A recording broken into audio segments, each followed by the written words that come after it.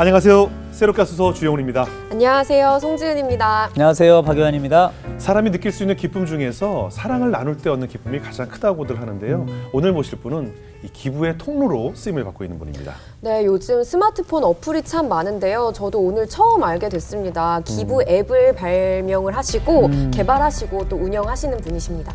네, 기부 앱 체리를 만드신 이수정 대표님 모셔보겠습니다. 어서 오세요. 안녕하세요. 안녕하세요. 반갑습니다.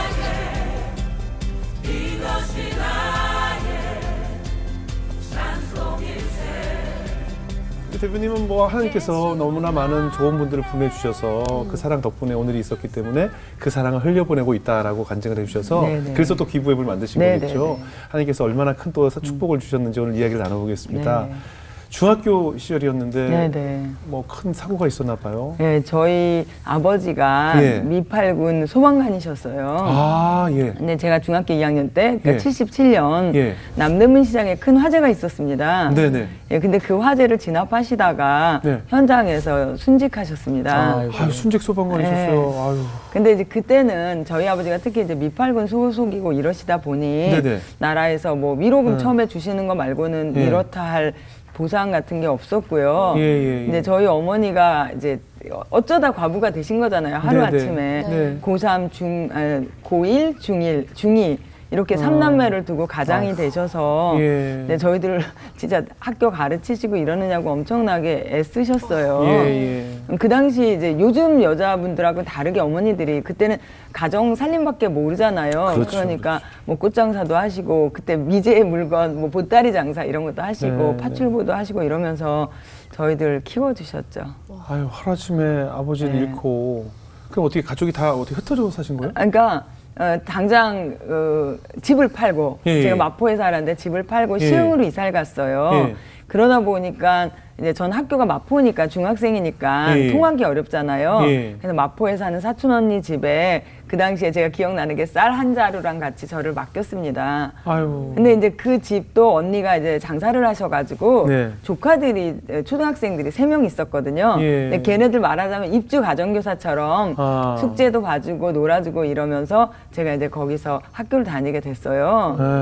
근데 그 언니가 뭐 이렇게 특별히 눈치를 주고 그러진 않았는데 아무래도 식구들 외식하고 이럴 때는 이제 저 빼고 당연히 이제 자기 식구들끼리 갔다 오고 또 뭐 선물 같은 거 옷 사고 뭐 학용품 사고 이럴 때 새 거 사갖고 들어오고 이러면 이제 저 중2면 어린 나이잖아요. 뭐 부럽고 뭐 그런 시간이었죠. 그러니까 어머님도 일을 하셔야 되기 때문에 자녀들을 이 집 저 집에 다 보내신 거라는 말씀이죠. 아유, 어린 나이에 중학교 2학년이면 굉장히 어린 나이인데 사실 이렇게 가족들이 다 풀풀 흩어지면 사실 매일 밤에 이렇게 저는 자려고 누웠을 때 모를 서러움이 있을 것 같아요. 눈물 나죠. 얹혀 산다는 거. 제가 늘 얘기했지만 눈칫밥 먹고 살아야 돼요. 네, 맞습니다. 어떠셨어요? 되게 힘들었는데요. 제가 정말 굉장히 감사하는 게 제가 중학교 1학년 겨울방학에 제가 마포 장로교회랑 교회를 다녔거든요. 거기에서 겨울 수련회를 갔습니다. 근데 중고등학생들을 데려가서 아침부터 밤까지 밥만 주고 로마서 강해를 하셨어요. 지금 중고등학생들은 뭐 말도 안 되는 일인데 로마서를 강해를 하면서 제가 죄의 삭은 사망이고 하나님의 은사는 예수 그리스도 안에서 영생이다. 이 말씀이 제 가슴에 딱 꽂혀서 예수님을 영접하게 됐어요. 진짜 지금 생각해도 이제 그때 정말 나는 죄인이다. 그리고 예수님이 내 죄 때문에 돌아가셨고 그걸 믿으면 구원을 받는다. 이 완전한 교리 있잖아요. 그게 믿어졌던 것 같아요. 중학생 때인데. 네, 중2 때인데. 그래가지고 그 말씀을 믿고 나면 뭐 다 경험해 보셔서 알지만 너무 기쁘고 그 수련회에서 집에 돌아가는 길에서 버스에서부터 전도하고 제가 요즘은 노방전도를 잘 못하는데 그때는 전도를 엄청 많이 했습니다. 그래서 전도하고 또 매일 교회 가고 교회 오는 날도 아닌데 교회 가고 기쁘고 이렇게 그러니까 77년 2월 말에 예수님을 영접한 거예요. 중2가 됐고 그해 9월 달에 아버지가 돌아가신 거예요. 그래서 제가 이 순서가 바뀌었으면 어땠을까. 하나님께서는 감당할 만한 시험만 준다고 하잖아요. 먼저 저한테 은혜를 주시고 하나님이 아버지신 걸 믿게 해주시고 그리고 나서 아버지가 돌아가셔서 제가 힘들었지만 어려움을 어떻게 보면 하나님의 사랑으로 이겨낼 수 있었던 것 같습니다. 네. 근데 가정 형편도 갑자기 안 좋아지신 거잖아요. 맞아요. 그때가 사춘기 때니까 훨씬 그 마음이 좀 힘드셨을 것 같아요. 제가 진짜 뭐 너무 어려웠죠. 줄줄이 3남매를 남겨놓고 이제 아버지가 돌아가시니까 어머니가 뭐 할 수 있는 일도 별로 없고 그런데 뭐 솔직히 저희 집이 산 밑에 3번째 집에 살았어요. 근데 연탄을 뭐 100장, 200장 이렇게는 배달을 해주는데 100장씩 살 돈이 없으면 10장씩 가서 사와야 되잖아요. 그럼 언니랑 같이 다라를 가져가서 이제 사갖고 오고 이랬는데 그 기억은 지금도 재밌는 기억으로 남아있어요. 우리가 그 연탄 날리면서 막 웃고 이런 생각이 나는데 제일 힘들었던 게 그 당시 공납금을 못 내면 칠판에 번호를 적었던 거예요. 맞아. 근데 번호 다 알잖아요. 몇 번이 누군지. 근데 그때 한참 민감하던 중고등학교 시절인데 번호가 적히고 이러니까 그게 너무 자존심이 상한 거예요. 공납금 오랜만에 들어보네요. 네, 공납금. 그렇죠. 요새는 무료잖아요. 모를 거예요. 공납금 뭐예요? 그러니까 등록금 같은 건데 우리 지금은 의무화가 돼 있지만 그때는 학교 돈을 내야 되거든요. 근데 돈을 못 냈으니까 학비 빨리 내라고 공개적으로 누구 13번 이름을 그래서 써놨어요. 낼 때까지 내면 지우고. 그리고 그때는 또 무슨 책값, 무슨 현장학습비 내는 게 얼마나 많은지. 근데 돈이 없어서 못 내면 돈이 없어서 못 가져왔어요라고는 너무 창피해서 말을 못하고 까먹고 안 가져왔어요 이러는 거예요. 그럼 선생님이 앞에 나오라 그래가지고 머리를 때리면서 뭐 까먹었어요. 다음 주에는 가져올게요. 이런 거를 시키는 거예요.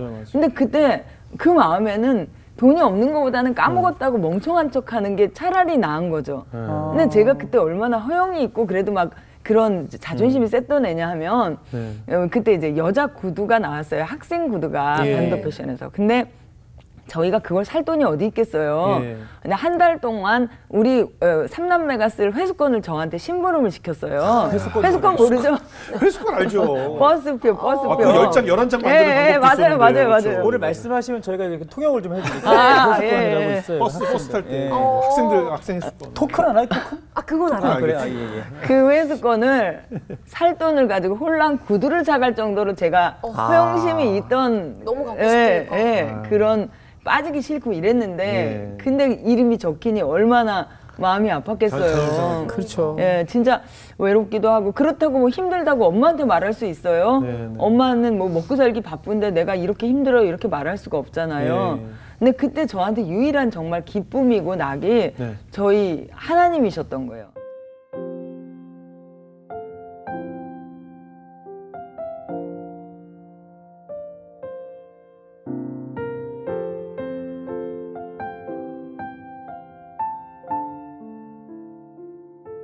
이 일기를 보면 전부 다 뭐 주님 이러면서 연애 편지 쓰듯이 하나님이 너무 좋아서 그래서 예수님한테 연애 편지를 쓰면서 이때 일기를 또 보면 또 너무 정말 제가 이렇게 하나님을 사랑했었구나. 아유 너무 부끄럽습니다. 주님과 나의 이야기라고 써 있어요. 그러니까 지금 여기 곳곳에 하나님이 얼마나 좋았는지가 나오네요. 지금 3월 2일 오늘은 2학년의 첫날이다. 교실이 나빴다. 나와 친한 아이들은 다 다른 반으로 갔다. 수정이는 외톨이다. 수정이는 슬프다. 일요일이 빨리 왔으면 나의 죄의 회개의 날, 교회 가는 것이 좋다. 나의 빈 마음이 채워지는 날이다. 정말 예수님은 제 마음속에 진정한 버시시다. 나는 친구가 없어도 외롭지 않다. 예수님은 나의 마음속에 계시기 때문에 수정이는 외롭지 않다. 친구가 없고 세상 사람들이 나를 핍박해도 나는 예수님이 있지 않은가. 나는 오직 내 임무만 충실히 하면 좋겠다. 우리 하나님이 기뻐하시는 좋은 딸이 되어야겠다. 어머나. 어떻게 이렇게 성숙한 신앙을. 아이고, 아버지가 불쌍하다. 아빠의 일대기를 책으로 출판하고 싶다. 불쌍한 아빠. 그리고 아빠를 막 계속 그냥 적으셨네요. 아이고. 78년 3월 10일에 정말 슬프다. 없는 것이 너무나 많다. 엄마는 언니가 있어 관대하시고 나에 있어서는 신경질적이다. 아빠가 없고 엄마에게 마저 사랑을 빼앗긴다면 어쩌나. 아이고 부끄럽다. 자금난에 허덕인다. 빚도 갚아야겠고 사운드 오브 뮤직도 보고 싶고 참고서도 사야겠고 참 한심하다. 공부도 열심히 해야겠다. 누구든 내게 15,000원만 주십시오. 아이고. 그래서 지금 돈이 필요하다 하면서 왜 15,000원이 필요한지 학원비 3,500원, 차비 2,000원, 잡비 1,000원, 점심 3,000원, 참고서 4,800원, 합해서 15,000원이 필요하다 이렇게 적으셨어요. 어머. 아유. 아이고. 이거는 고등학교 때 일기. 고등학교 때도 있고 대학교 때도 있고 그렇습니다. 예. 아유, 너무 그냥 구구절절이 참 마음이 아픈 내용이 사실은 많네요. 저희가 뭐 이게 대표님의 예, 일기를 어떻게 또 공개적으로 물론 보여드는데 어린 시절 수정이에요. 그러니까요. 속마음을 저희가 좀 그래도 본 그냥 건데. 그때 내가 느껴서 마음이 너무 짠하네 진짜. 그렇네요. 아유, 참. 아유, 근데 어떻게 대표님 이 힘든 상황 속에서 대표님 곁에 뭐 하나님과의 깊은 연애를 하신 거잖아요. 네, 맞습니다. 근데 그 가운데 좀 돕는 손길도 좀 붙여주시고 하셨어요? 어떠셨어요? 진짜 때마다 시마다 너무 돕는 손길 없이 여기까지 올 수가 없었고요. 네. 근데 저희는 친척분들은 별로 없으셨고 엄마 친구분이나 아빠 친구분이 많이 도와주셨어요. 네. 그 중에서도 이제 기억에 나는 분이 어머님 고향 후배인 예. 은욱이 엄마라는 분이 계세요. 예. 근데 그분이 어떻게 보면 되게 부자 이제 그 큰 회사를 하시는 분이셨나 봐요. 네. 근데 엄마 통해서 들어보면 그분은 자기가 이제 뭐 고대를 해야 될 일이 있다, 머리를 해야 될 일이 있으면 그 돈을 자기가 하고 그 돈을 저금통에 쏙 넣으신대요. 그런 식으로 자기한테 쓸 거를 아껴서 저금통에 쏙 넣어서 주기적으로 고아원에 가서 그 아이들을 도왔다, 이 얘기를 제가 전해 들었습니다. 예. 그리고 이제 저 대학 들어갔을 때도 아빠 없는데 진짜 열심히 공부해서 좋은 대학 들어가서 너무 잘했다 막 이러시면서 그 당시에 그 시계 목걸이 그런 게 되게 귀할 때였어요. 뭐 외제 시계 목걸이도 사주시고 굉장히 많이 도와주셨습니다. 저희 엄마 그때 이제 보험회사 다니셨는데 네. 뭐 큰 보험 들어주시고 이런 건 말할 것도 없고 작게 크게 엄청 도와주셨고요. 또 아빠 친구분 중에는 제일 베어링이라는 회사 회장님이 계셨어요. 박명준 아저씨인데 그 아저씨도 저희 가족을 엄청 도와주셨어요. 그래서 제가 크고 나서 전화를 드렸어요. 네네. 114 찾아가지고.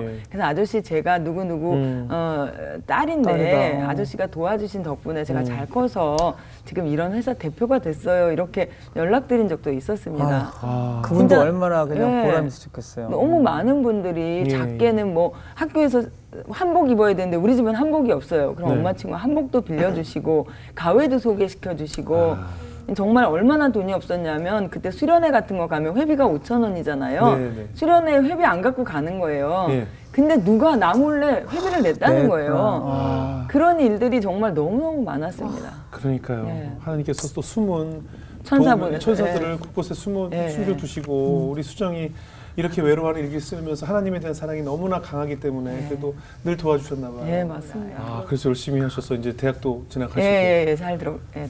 그래서 정말 많은 사람들이 도움과 기도로 대학도 들어가시고 보니까 그 신용카드 여성 관리로사. 네, 맞습니다. 도 되셨더라고요. 여성 관리로사. 예. 아니, 관리자 1호. 관리자 1호. 제가 비시카드 다녔는데요. 예. 그 당시는 예. 금융권에 여자들이 없었습니다. 잘 못 뽑고 이제 안 뽑고 뽑아도 또 승진도 못 하고 그랬었는데 제가 이제 여성 관리자 1호로 비시카드 다녔었고요. 그러면 이제 뭐 성황 여러분 부자 되세요. 그거잖아요. 예, 맞습니다.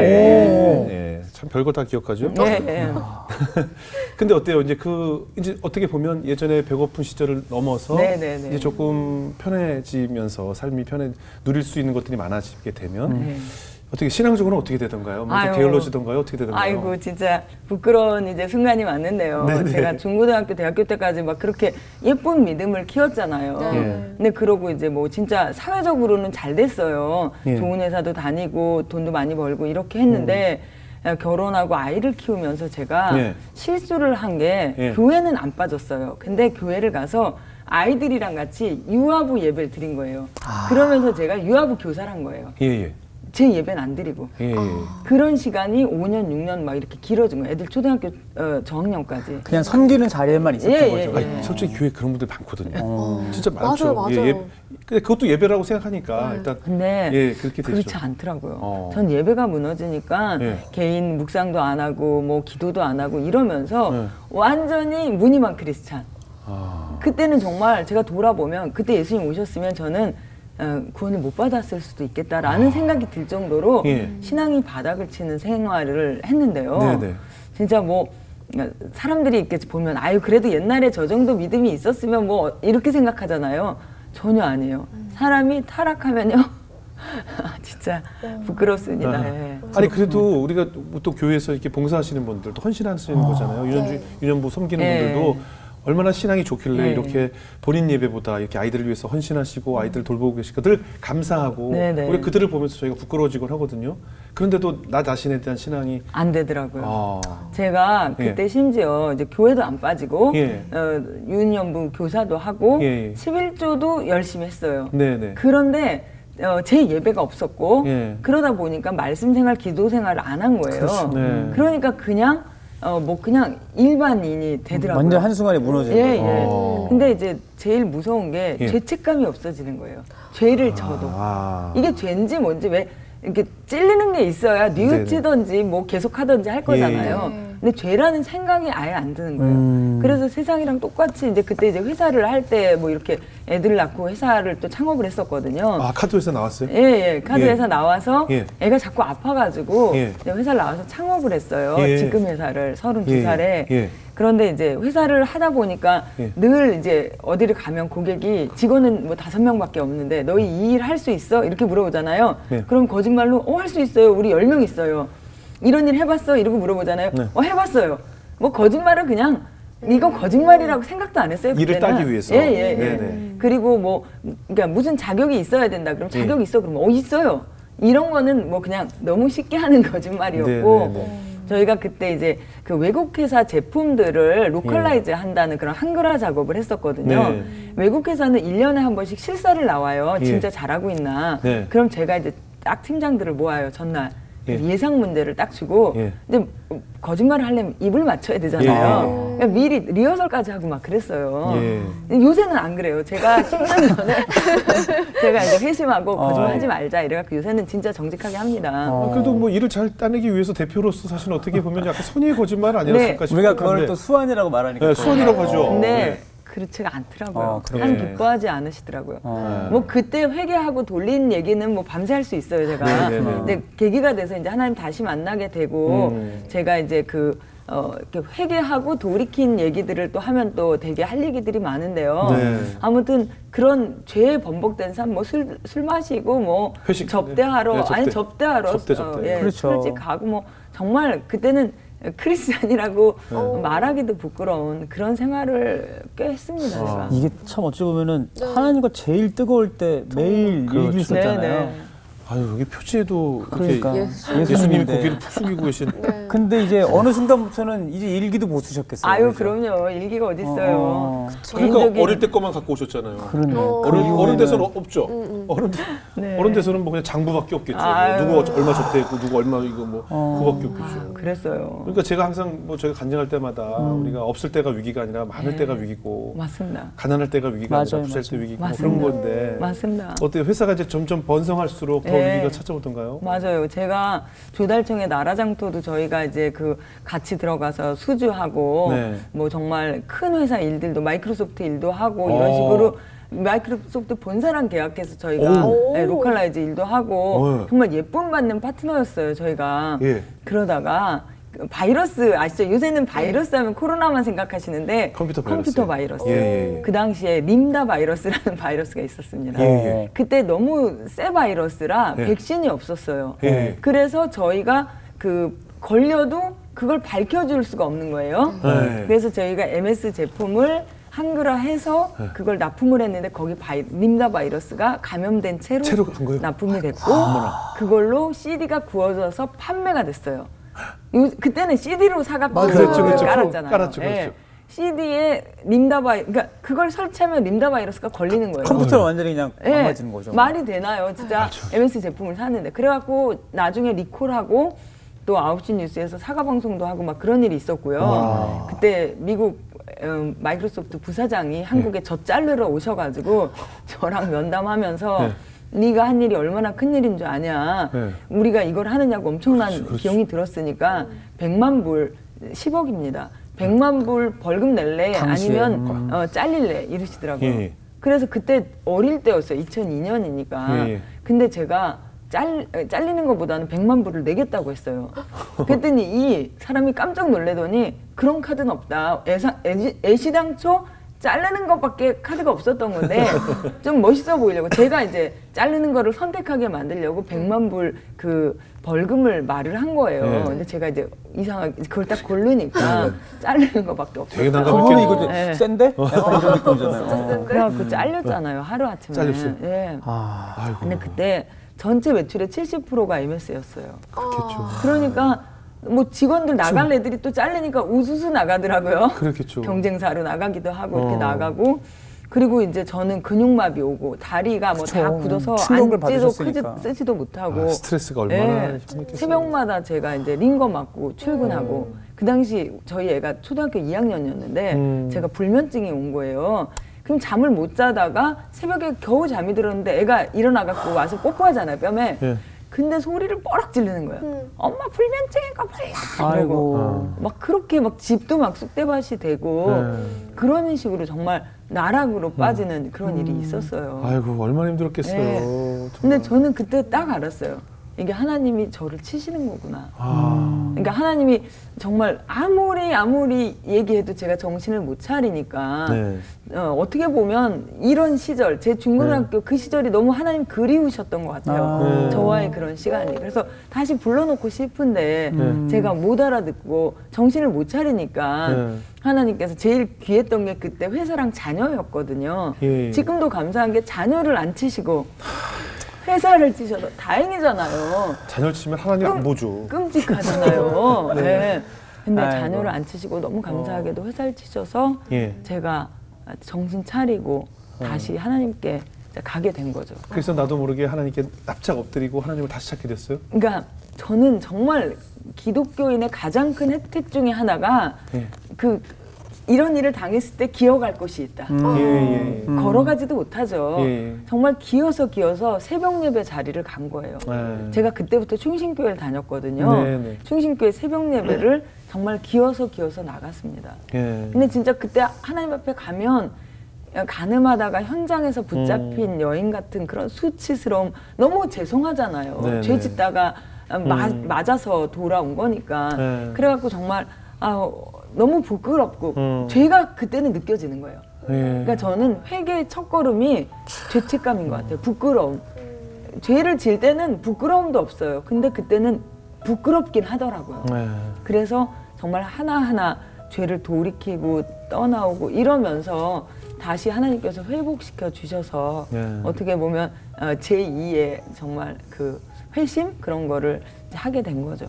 근데 우리가 참 늘 연약한 것이 다 누구나 마찬가지겠지만 내가 어렵고 힘들고 아플 때 하나님 붙들고 뭐 그래서 소원 기도들 많이 하잖아요. 이것만 극복하게 해주신다면 제가 무엇인지 찾다가 조금 또 배부르고 여유롭게 되면 남몰랄라 해계시고 늘 이 반복되는 이 기복신앙들 때문에 고민들 많이 하거든요. 그렇죠. 목사님 보시기엔 어때요?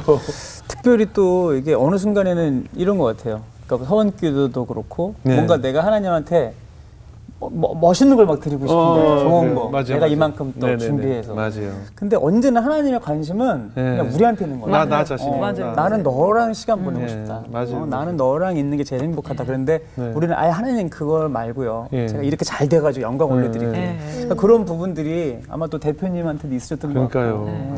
그러니까요. 그러니까 회사라는 게 사실 나 혼자만의 일이 아니라 내가 거느리고 있는 직원들도 같은 문제에 처하는 거잖아요. 그렇죠.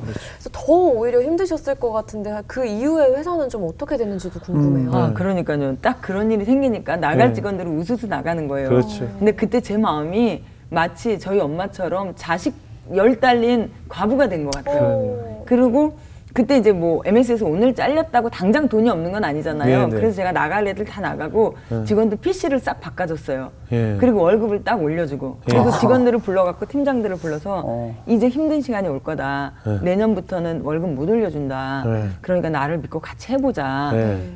그 전에 회사를 팔라는 사람들이 있었어요, 저한테. 이제 니네 잘렸으니까 직원들은 괜찮으니까 팔려고 했는데 그때 한 직원이 저한테 제 손을 꼭 붙잡으면서 사장님 파는 게 사장님한테는 좋겠습니다. 그런데 저는 사장님하고까지만 회사 생활 하겠습니다. 그 직원이 저를 말하자면 붙잡아 준 거죠. 그래서 네가 그렇게 날 믿어준다면 내가 이 회사 다시 일으켜보겠다. 그래가지고 제가 이제 단도리를 하고 다시 이제 회사 체제를 바꿨어요. 그 전까지는 회사가 너무 잘 나가니까 조그만 일은 쳐다도 안 보고 코가 완전히 이렇게 높았죠. 그랬는데 이제 정말 겸손해진 거죠. 어쩔 수 없이. 네네. 그래서 체질도 낮추고 네, 좀 저가로도 일을 할 수 있는 그런 구조를 만들어 갔어요. 근데 지나고 보니까요, 이게 그때는 저희가 MS 본사에서 직접 일을 받았어요. 그리고 전부 다 이제 외국 회사들이 직접 우리나라 벤더들한테 일을 줬는데 몇 년 지나면서 그 구조가 하청 구조로 바뀌었어요. MS 본사에서 어떤 큰 업체한테 주고 그 업체가 다시 각 나라로 나눠주는 저희는 몇 년 전에 그걸 대비해서 어쩔 수 없이 체질 개선을 하고 있었던 거예요. 제가 솔직히 무서워서 이 말씀 좋아한다는 말씀 잘 못 드리는데 시편에 보면 고난이 내게 유익이다. 내가 이걸 통해서 하나님의 율례를 알게 됐다. 이런 말씀이 있어요. 근데 진짜인 것 같아요. 저도 정말 하나님께서 바이러스로 저희 회사를 치시고 그걸로 제가 하나님께 다시 돌아가게 되고 그걸 통해서 저희 회사의 비즈니스로도 구조가 바뀌어서 나중에 유익하게 된 그런 간증을 드릴 수 있으니까. 아, 그렇죠. 진짜로. 아니 여성 대표님으로서 사실 이렇게 수십 년 사회생활 하신 거잖아요. 근데 그러다 보면은 뭐 남편, 자녀, 가정생활 쉬운 일이 아닌데 또 남편분께서 좀 서운해하거나 이제 이런 부분이 제일 많이 신경 쓰는 거예요. 대표님으로 살아가시는 거예요. 네. 제가 좋은 엄마, 좋은 딸일 수는 있었는데요. 좋은 아내는 아닙니다. 솔직히 이제 부부가 살다 보면 티각태각 하기도 하고 뭐 많이 이렇게 부딪히기도 하잖아요. 그래서 저는 그래 내 때는 우리 가정은 화목한 가정은 이룰 수 없을 거야. 대신 우리 애들 때나 쟤네들은 좀 화목한 가정을 이루면 좋겠다. 이런 마음을 먹었었어요. 근데 이제 그 새벽 예배를 통해서 제가 회복이 되고 하나님하고 관계가 이제 점점 좋아졌을 거 아니에요. 옛날처럼. 그러면서 이제 예수님 너무 사랑하게 된 거예요. 그래서 교회 기도실에서 남편에 대한 하나님의 말씀은 어땠을까? 이러고 성경을 찾아봤어요. 에베소서 말씀 있잖아요. 아는 말씀인데 한번 찾아봤어요. 봤더니 거기 너무 무서운 말씀이 써있어서 제가 성경책을 떨어뜨렸어요. 남편에게 죽게 하듯 공경하라는 거예요. 남자들이 제일 좋아하는 말씀이에요. 제 성경 말씀 중에 제일 좋아요. 근데 제가 이미 너무 주님을 사랑하게 된 거예요. 근데 어떻게 죽게 하듯 공경할 수가 있어요. 정말 놀라가지고 제가 성경책 뚝 떨어뜨렸어요. 도저히 못할 일인데. 다른 건 다 시켜도 이거 못해. 이거 너무 무서운 거예요. 그래갖고 제가 순종은 못하겠지만 기도 노트에 실은 제가 기도 노트가 집에 요새 쓰는 것도 30-40건 있습니다. 있어요. 기도 노트에 네, 뭐라고 썼어요? 그 아내들이어만 썼어요. 그 다음은 못 썼고. 아니 남편에게 부탁한 거 말고 아내들에게 부탁한 것만 다 따라서 썼어요. 난 또 아내들이요 요거만 썼더라고요. 제가 순종은 못하겠지만 일단 썼어요. 매일 적으셨구나. 알고는 있겠습니다. 이렇게 죽게 하듯 공경하라. 그것만 쭉 썼어요. 며칠을 썼어요. 그렇게 쓰다 보니까 남편이 전도 대상자로 보이는 거예요. 남편이 이제 약간 신앙이 저보다 어리고 그때 교회를 안 다니고 있었어요. 그러니까 남편이 전도 대상자로 보이면서 우리가 전도 대상자한테 엄청 너그럽잖아요. 그렇죠. 전도 대상자가 이번 주에 오기로 하고 약속 어긴다고 하네요? 맞아요. 다음 주에 와 이러잖아요. 네네. 남편한테 그렇게 대해주게 되더라고요. 전도 대상자로 보기 시작하니까.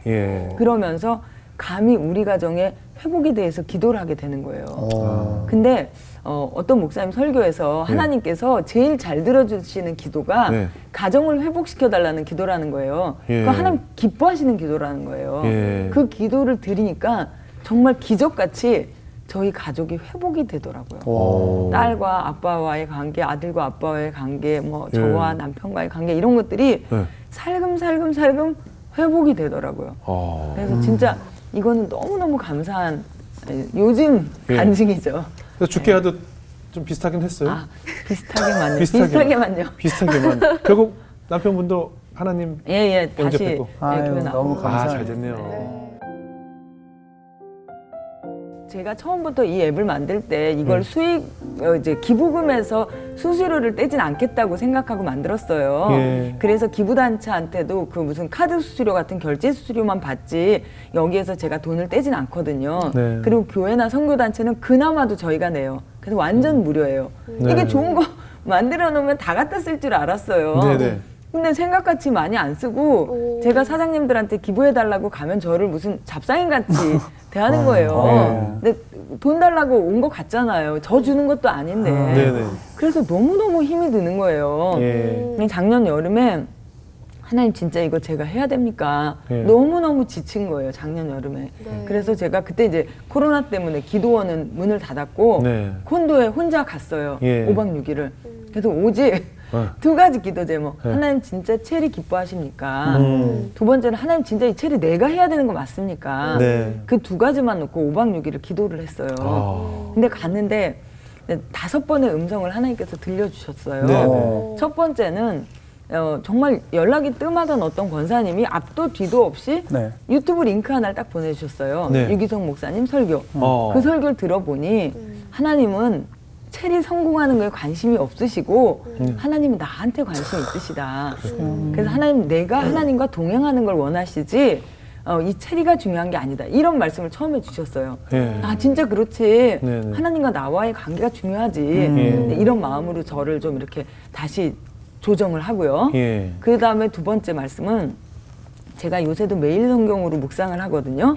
그때 매일 성경 본문이 이사야 58장이었어요. 그 말씀이 뭐냐면 내가 기뻐하는 금식은 줄인 자에게 양식을 주고 유리하는 자에게 집을 주고 벌벗은 자에게 옷을 입힌다. 이런 말씀이에요. 그 말씀이 딱 묵상하니까 아, 하나님 체리 정말 기뻐하시는구나. 이렇게 이웃사랑하는 걸 기뻐하시고 체리가 이웃사랑하는 도구잖아요. 그래서 두 번째 음성은 아, 하나님이 정말 체리를 기뻐하시는구나. 이런 음성 들었어요. 그리고 이제 세 번째는 제가 드라마 바이블로 공동체 성경 읽기를 하고 있어요. 근데 그때 진도가 마침 야고보서였어요. 뻔하죠. 야고보서 어떤 말씀인지. 행함 없는 믿음은 유익하지 않다. 그래서 뭐 이웃이 배가 고픈데 배부르게 해라. 이웃이 헐벗었는데 따뜻하게 해라. 이렇게 말로만 하면 무슨 유익이 있냐. 이런 말씀을 이제 그날 묵상을 했어요. 그러니까 아 정말 이거는 이웃사랑을 실천하는 앱인데 정말 하나님 기뻐하시는 앱이구나. 체리는 그렇게 이제 세 번째 또 음성을 들었어요. 그리고 이제 주일날이 돼서 이제 월요일날 내려가는 날이에요. 그래서 이제 동네에 있는 이제 그 교회를 갔어요. 근처에 있는. 갔더니 목사님께서 이렇게 예화를 들으시는데 이제 말기암 환자 600명을 어떤 교수가 인터뷰를 했다는 거예요. 살면서 가장 후회가 되는 게 무엇인지. 근데 그 1등을 한 게 뭔지 아세요? 뭐요? 우리 그냥 생각하기에는 좀 더 사랑할 걸 뭐 이런 거 같잖아요. 첫 번째가 좀 더 베풀 걸. 아유 그래서 제가 이거구나. 체리는 사람들이 좀 더 베풀 수 있게 도와주는 앱이잖아요. 이거구나. 그래갖고 아 그래 할렐루야. 하나님께서 기뻐하시면 내가 하겠다. 이러고 이제 내일 내려갈 거라 점심을 먹으면서 이제 그 분당 우리 교회 이찬수 목사님 설교를 틀어놓고 이제 밥을 먹고 있었어요. 그날 설교, 그날 라이브 설교. 근데 목사님께서 마가복음 6장 30절 그 본문을 가지고 설교를 하시는데 이 목사님도 이찬수 목사님도 저랑 똑같이 하나님이 주신 비전이 너무 버거워서 진짜 숨고 싶으셨다는 거예요. 근데 하나님께서 이 말씀으로 위로해 주시고 격려해 주시고 힘을 주셨다. 그게 저하고 완전 똑같은 설교를 하시는 거예요. 그 말씀이 뭐냐면 제자들이 예수님 파송을 받고 전도 여행을 나갔다 돌아와서 예수님 우리 이런 일 했어요. 이러고 막 자랑을 하는 거예요. 그때 예수님께서 하시는 반응이 잘했다 뭐 이런 게 아니라 너희들 힘들구나. 너희들 여태까지 쉴 틈도 없었으니까 따로 가서 좀 쉬어라. 먹을 틈도 없었지. 이 본문이에요. 그러니까 예수님은 우리의 사역보다 나를 너무 사랑하신다. 내가 너무 수정아 너 너무 힘들었지 체리하느냐고 그렇게 말씀하시는 것 같았어요. 너 좀 쉬어라. 따로 한적한 데 가서 좀 쉬어라. 이렇게 말씀하시는 것 같았어요. 정말 하나님 그 사랑이 싹 들어오는 것 같더라고요. 하나님 정말 나 사랑하시는구나. 이게 확인이 되니까 그 안에서 진정하게 쉼을 얻고 다시 제 비전을 발견하고 다시 할 수 있겠습니다. 이렇게 힘이 생기더라고요. 그래서 그럼 하나님 제가 체리를 이제 열심히 하겠습니다. 이렇게 힘을 얻고 제가 하산을 하게 됐죠. 그러니까 5박 6일도 계시면서 5가지 확신을 얻으셨네요. 근데 어떻습니까? 그 지금 기부 앱이라고 하셨으니까 이 회사는 어떻게 수익 모델이 있을까 궁금한데요. 어떻게 운영을 할까? 직원도 많지 않아요? 네, 그런 저희 직원 많습니다. 몇 명 저희 정도 직원 한 180명쯤 되는데요. 180명. 그럼 어떻게 운영이 돼요? 처음부터 기부금에서는 수익을 안 내겠다고 발표하고 시작한 거고요. 저희는 160명이 벌어서 20명, 지금 체리만 20명이 하고 있어요. 20명 월급을 주는 그런 구조로 가고 있고요. 이제 체리도 기부가 아닌 다른 쪽으로 저희가 이제 곧 붙일 건데 걷기 리워드 기능 같은 걸 붙여서 거기에서 수익을 내서 체리가 이제 그러니까 운영할 수 있도록 이렇게 기획하고 있습니다. 아, 정말 하나님이 하셔야겠네요. 네, 맞습니다. 하나님 하셔야 됩니다. 예, 우리 대표님도 또 직접 기부 많이 하신다고 들었는데 뭐 법칙이 있으시다는데 어떤 법칙이 있으세요? 하나님이 한 번 딱 누굴 봤는데 돕고 싶다.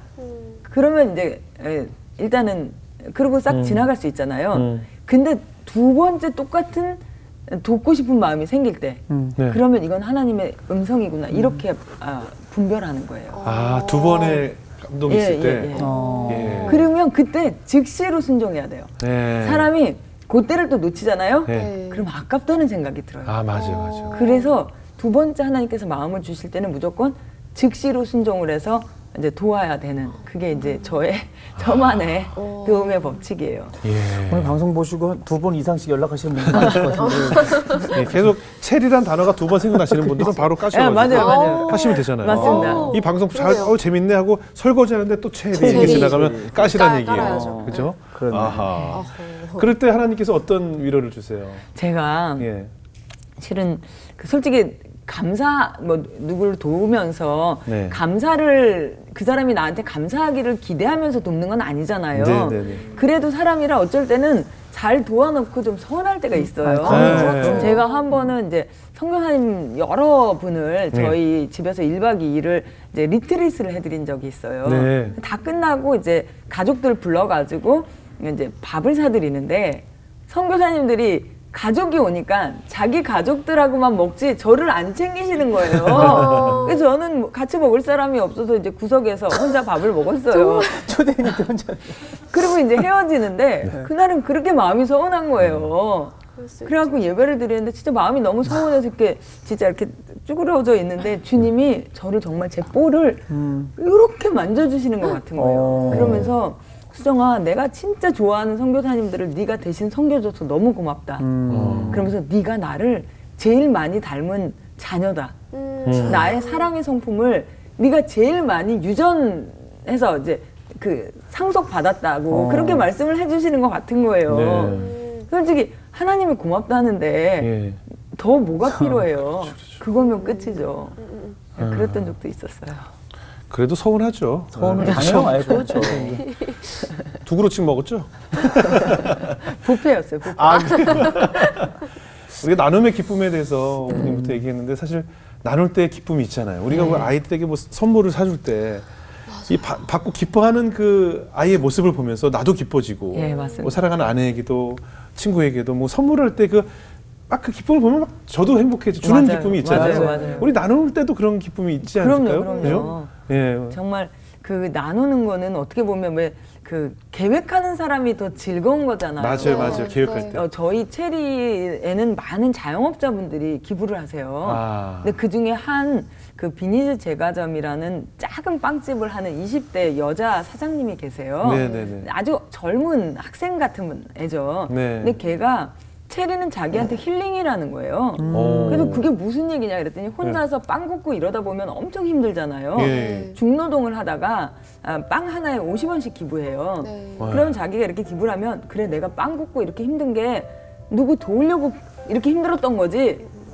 이렇게 하면서 자기가 힐링이 된다는 거예요. 그래서 체리는 힐링이다 이렇게 저한테 얘기해 주는 거 들은 적이 있었습니다. 맞아요. 그리고 정말 아까처럼 5,000원 있을 때 작은 돈에서 내가 나누는 것이 진정한 의미지 뭐 남아서 나누는 게 아니잖아요. 맞습니다. 또 어떤 분들은 그러더라고요.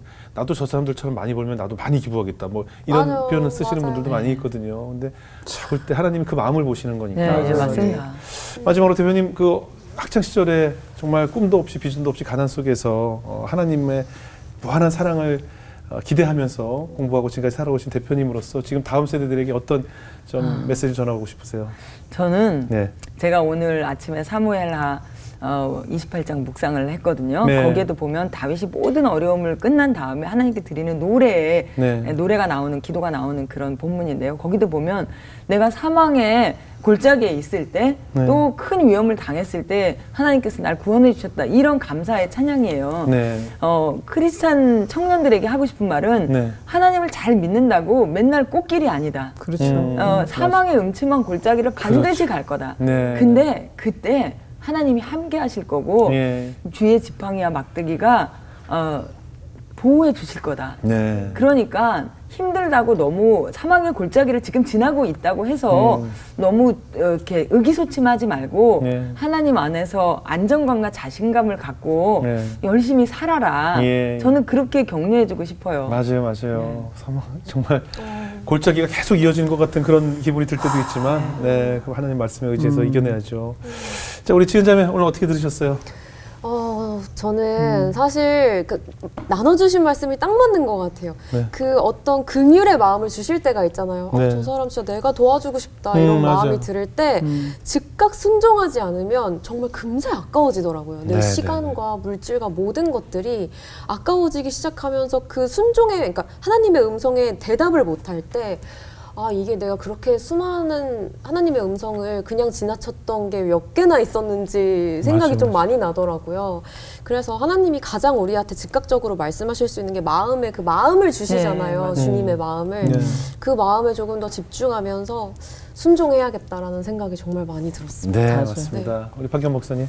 우리가 살아가면서 얼마나 하나님을 참 외롭게 한 순간이 많았을까. 그런 생각이 드는 거예요. 하나님은 늘 우리 곁에서 우리만 바라보고 계신데 우리는 너무 딴 것만 바라보고 그렇게 하나님을 좀 가슴 아프게 했던 시간이 많다면, 오늘 대표님의 삶을 통해서 이제 내 곁에 함께 하시는 하나님을 더 많이 사랑하고 또 더욱 찬양하고 고백할 수 있는 그런 인생이 돼야 되겠다. 저도 그렇고 많은 분들이 또 오늘 그렇게 다짐을 할 것 같습니다. 저는 우리 체리 앱이 앞으로 네이버, 카카오, 쿠팡, 배달의 민족 이상으로 모든 이들의 휴대전화 안에 깔려있는 필수 앱이 되었으면 좋겠어요. 왜냐하면 우리가 사실 우리 어른 기성세대들이 늘 앞만 보고 뛰다 보니 뭐 나누고 주변을 돌아보고 모르고 살아왔잖아요. 근데 우리는 이제 다음 세대들에게 물려줄 수 있는 것은 어릴 때부터 나누는 것이 습관화되고 생활화되는 것이 제일 중요할 것 같아요.